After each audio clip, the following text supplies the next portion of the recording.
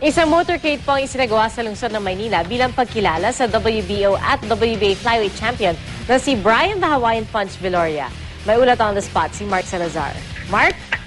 Pia, mga taga-Maynila ang kasama ni Brian the Hawaiian Punch Viloria buong umaga para sa pagbubunyi ng kanyang tagumpay sa LA, California, USA bilang ang WBA, WBO Flyweight World Champion. Adopted son ng Maynila si Brian.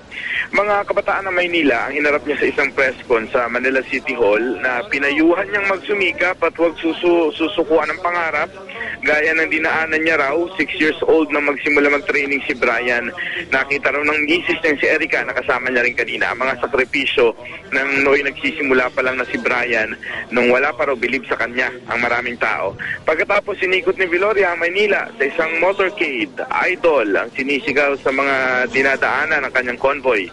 Sa press ko naman, ang mga sports writers, sinabi ni Viloria ang hindi na niya kakasahan ang hamon ni Hernan Marquez for rematch.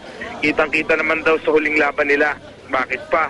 Malinaw naman daw na mas dapat humanap si Brian ng mas malakas ng makakalaban at hindi si Marquez yun. Plano na raw ni Viloria ang umakyat ng weight category pero hindi pa sigurado kung kailan. Habang walang laban si Brian, nag-i-enjoy daw siya sa paglilinang ng kanyang tinatawag na creative juices sa pamagitan ng showbiz. Nag-enjoy daw siya in between sa pag-aartista. Katatapos lang niyang mag-taping sa Bubblegang kahapon. Pia. Maraming salamat, Mark Salazar.